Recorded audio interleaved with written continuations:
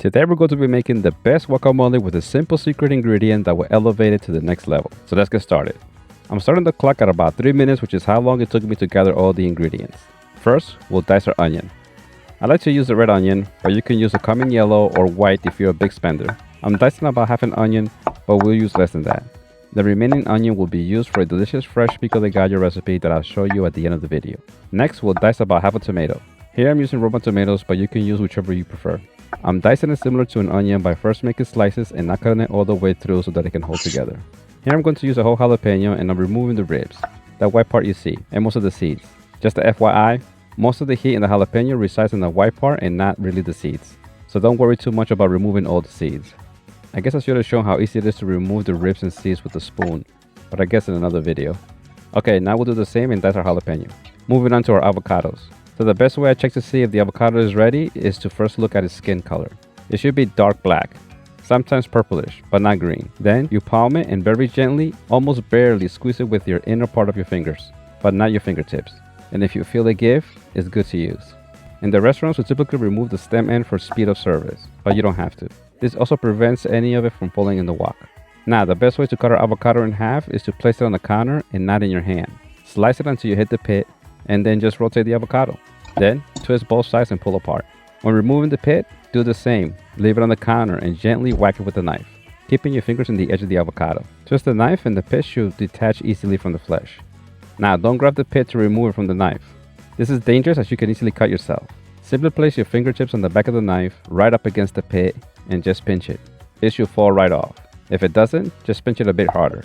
Now, if an avocado needs a knife for its flesh to be cut, then it's not ready to eat. You should be able to use a spoon.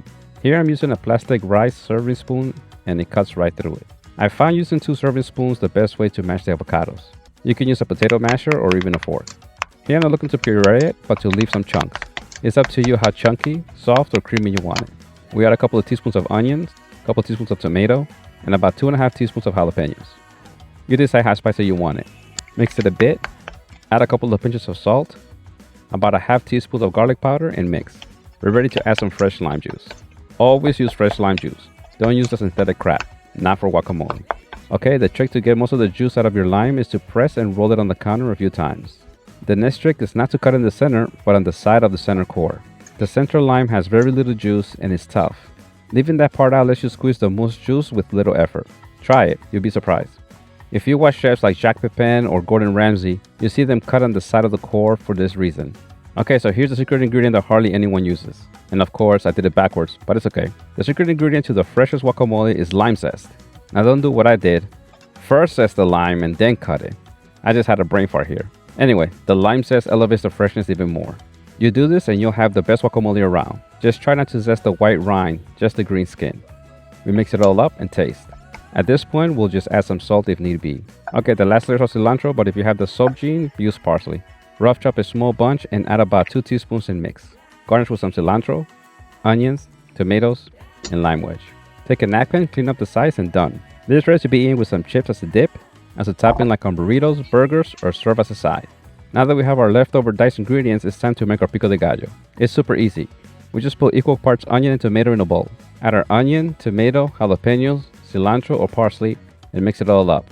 Add a couple of pinches of salt, some fresh lime juice, and combine.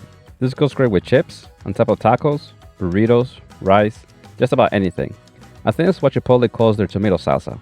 Well, I hope you give this delicious size a try. I think it took less than 10 minutes. Ingredients in the description below. Enjoy.